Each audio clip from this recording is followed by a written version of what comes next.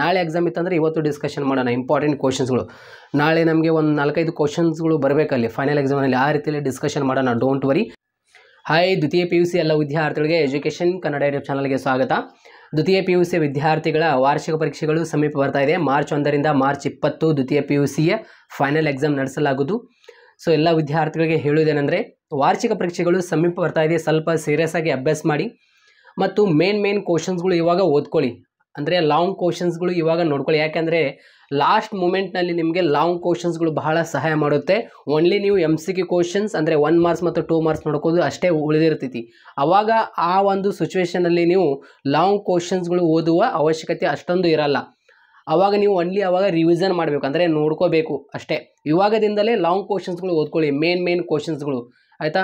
ನಿಮಗೆ ಯಾವ ಒಂದು ಪಾಠ ಗೊತ್ತಿಲ್ಲ ಆ ಒಂದು ಪಾಠ ಅರ್ಥ ಮಾಡ್ಕೊಳ್ಳಿ. ಲ್ಯಾಂಗ್ವೇಜ್ ವಿಷಯಗಳು ಕನ್ನಡ, ಇಂಗ್ಲೀಷ್, ಹಿಂದಿ, ಯಾರ್ದೆಲ್ಲ ಹಿಂದಿ ಇದೆ, ಹಿಂದಿ ಕನ್ನಡ ವಿಷಯ ಆಗಿರ್ಬೋದು, ಇಂಗ್ಲೀಷ್ ವಿಷಯ ಆಗಿರ್ಬೋದು, ಸಾರಾಂಶ ನೋಡ್ಕೊಳ್ಳಿ. ಆಯಿತಾ? ಯಾಕೆಂದರೆ ಸಮರಿ ಬರೀಬೇಕಲ್ಲ ಇಂಗ್ಲೀಷಿನಲ್ಲಿ. ಆಯಿತಾ? 4 ಅಂಕದ ಪ್ರಶ್ನೆಯಲ್ಲಿ ಮತ್ತು 2 ಅಂಕದ ಪ್ರಶ್ನೆ, 3 ಅಂಕದ ಪ್ರಶ್ನೆ ಬಗ್ಗೆ ನಾನು ಇಂಪಾರ್ಟೆಂಟ್ ಕ್ವಶನ್ಸ್ಗಳು ಕೊಡ್ತೀನಿ. 4 ಅಂಕದ ಪ್ರಶ್ನೆಯಲ್ಲಿ ಯಾವುದೇ ಒಂದು ಪ್ರಶ್ನೆ ಕೇಳಿ ಸಮರಿ ಬರೀರಿ ಅಂತ ಹೇಳಿದ್ದೇನೆ ಮತ್ತು ಇಂಪಾರ್ಟೆಂಟ್ ಕ್ವಶನ್ಸ್ ಕೂಡ ಕೊಡ್ತೀನಿ. Don't worry. ಮತ್ತು ಕನ್ನಡ ಸಬ್ಜೆಕ್ಟ್ಗೆ ಸಂಬಂಧಪಟ್ಟಂತೆ ಯಾವ ಅಧ್ಯಾಯಗಳು ಓದ್ಕೋಬೇಕಂತ ಹೇಳಿದ್ದೇನೆ. ಕದಡಿದ ಸಲಿಲಂ ತಿಳಿವಂದದೆ, ವಚನಗಳು, ಇನ್ನೂ ಹುಟ್ಟಿದೆ ಇರಲಿ ನಾರಿ ಅಣ್ಣರೋಳ್, ಬಗೆಯಂ ಬಾಳಕ ನಂಬರೆ, ಅದೇ ರೀತಿ ಹಬ್ಬಳ್ಳಿಯವರ ರಸಬಳ್ಳಿ, ಆಯಿತಾ, ಮತ್ತು ಮುಟ್ಟಿಸಿಕೊಂಡವನು, ಆಯಿತಾ, ಒಂದು ಹೂ ಹೆಚ್ಚಿಗೆ ಇಡುತ್ತೀನಿ, ವಾಲ್ಫೇರ್ ಅಭಿವೃದ್ಧಿ ತಂದ ದುರಂತ ಆಗಿರ್ಬೋದು, ಕೃಷ್ಣಗೌಡರ ಆನೆ ಆಗಿರ್ಬೋದು, ಕನ್ನಡವನ್ನು ಕಟ್ಟುವ ಕೆಲಸ ಆಗಿರ್ಬೋದು, ಆಯಿತಾ, ಒಂದು ಹೂ ಹೆಚ್ಚಿಗೆ ಇಡುತ್ತೀನಿ. ಈ ಎಲ್ಲ ಅಧ್ಯಾಯಗಳು ಓದ್ಕೊಳ್ಳಿ. ಮೇನ್ ಅಧ್ಯಾಯಗಳಾಗಿರ್ತವೆ ಎಲ್ಲ. ಆಯಿತಾ? ಪದ್ಯ ಭಾಗದಲ್ಲಿ ಆಗಿರ್ಬೋದು, ಗದ್ಯ ಭಾಗದಲ್ಲಿ ಆಗಿರ್ಬೋದು, ದೀರ್ಘ ಗದ್ಯದಲ್ಲಿ ಆಗಿರ್ಬೋದು. ಯಾಕೆಂದರೆ ಈ ಅಧ್ಯಾಯ ಮೇಲೆ ನಿಮಗೆ ಅತಿ ಹೆಚ್ಚು 2 ಮಾರ್ಕ್ಸ್, 4 ಮಾರ್ಕ್ಸ್, 3 ಮಾರ್ಕ್ಸ್ ಅಂದರೆ ಸಂದರ್ಭ ಸಾರಾಂಶ ಪ್ರಶ್ನೆಗಳು ಕೇಳಲಾಗುವುದು. ಈ ಅಧ್ಯಾಯಗಳು ಮೇನ್ ಆಗಿರುತ್ತೆ. ಆಯಿತಾ? ಮತ್ತು ಅದೇ ರೀತಿ ಶಿಲೆಬೆ ಏರಿದ್ದಾನೆ ಅಧ್ಯಾಯ ಆಗಿರ್ಬೋದು ಕನ್ನಡದಲ್ಲಿ.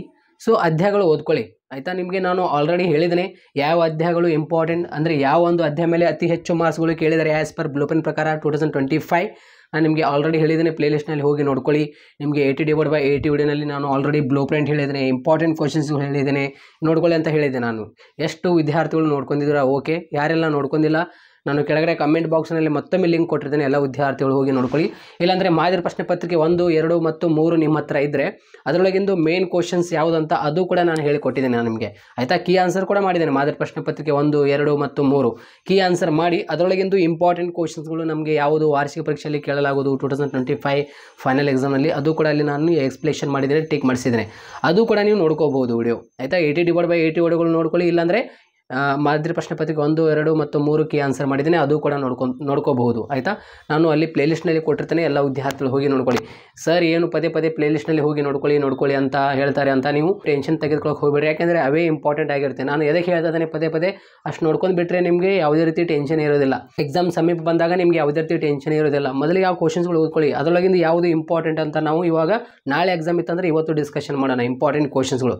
ನಾಳೆ ನಮಗೆ ಒಂದು 4-5 ಕ್ವಶನ್ಸ್ಗಳು ಬರಬೇಕಲ್ಲಿ ಫೈನಲ್ ಎಕ್ಸಾಮಲ್ಲಿ, ಆ ರೀತಿಯಲ್ಲಿ ಡಿಸ್ಕಷನ್ ಮಾಡೋಣ. Don't worry. ಇದು ಫೈನಲ್ ಎಕ್ಸಾಮ್ ಆಗಿರುತ್ತೆ, ಯಾವುದೇ ರೀತಿ ಜೋಕ್ ಅಲ್ಲ ಸ್ನೇಹಿತರೆ. ಆಯಿತಾ? ಫೈನಲ್ ಎಕ್ಸಾಮ್ ಆಗಿರುತ್ತೆ. ಬೋರ್ಡ್ ಎಕ್ಸಾಮ್ ಅಂದ ತಕ್ಷಣ ಬಹಳ ಸ್ಟ್ರಿಕ್ಟ್ ಆಗಿ ಎಕ್ಸಾಮ್ ನಡೆಸ್ತಾರೆ. ಕೊಠಡಿಯಲ್ಲಿ ಕ್ಯಾಮ್ರಾಸ್ಗಳು ಇರುತ್ತೆ. ಆಯಿತಾ? ಹಿಂದೆ ಮುಂದೆ ನೋಡೋಕೆ ಹೋಗಬೇಡಿ, ಎಚ್ಚರಿಕೆಯಿಂದ ಇರಿ. ನಿಮ್ಮ ಟೇಬಲ್ನಲ್ಲಿ ಆನ್ಸರ್ ಶೀಟ್ ಪೇಪರ್ ಇರುತ್ತೆ, ಅದರ ಮೇಲೇ ಗಮನ ಇರಲಿ. ಅಕ್ಕಪಕ್ಕದಲ್ಲಿ ಮುಂದೆ ಹಿಂದೆ ನೋಡೋಕೆ ಹೋಗಬೇಡಿ. ಸೊ ಎಲ್ಲ ವಿದ್ಯಾರ್ಥಿಗಳಿಗೆ ನೋಡಿ ಶೇರ್ ಮಾಡಿ. Thank you so much.